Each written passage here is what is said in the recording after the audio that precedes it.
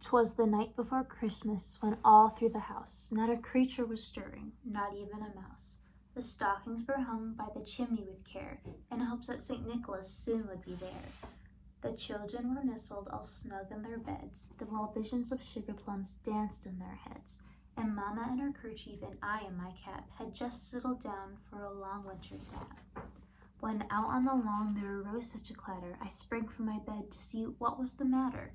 Away to the window I flew like a flash, tore open the shutters and threw up the sash. The moon on the breast of the new-fallen snow gave the luster of midday to objects below, when what to my wandering eyes should appear but a miniature sleigh and 8 tiny reindeer. With a little old driver, so lively and quick, I knew in a moment it must be St. Nick. More rapid than eagles his courses they came, and he whistled and shouted and called them by name.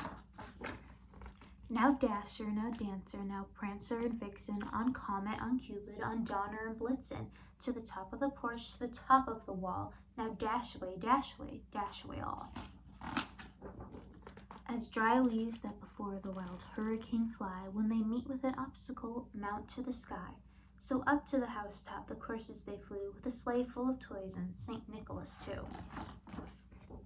And then in a twinkling I heard on the roof the prancing and pawing of each little hoof, as I drew on my head and was turning around, and the chimney St. Nicholas came with a bound.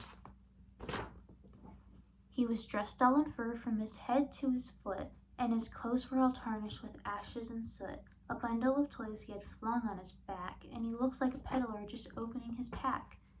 His eyes how they twinkled, his dimples how merry, his cheeks were like roses, and his nose like a cherry. His droll little mouth was drawn up like a bow, and his beard of his chin was white as the snow. The stump of a pipe he held tight in his teeth, and the smoke it encircled his head like a wreath. He had a broad face and a little round belly that shook when he laughed like a bowl full of jelly. He was chubby and plump, a right jolly old elf, and I laughed when I saw him in spite of myself. A wink of his eye and the twist of his head soon gave me to know I had nothing to dread. He spoke not a word, but went straight to his work, and he filled all the stockings, then turned with a jerk, laying his finger aside of his nose and giving a nod, up the chimney he rose.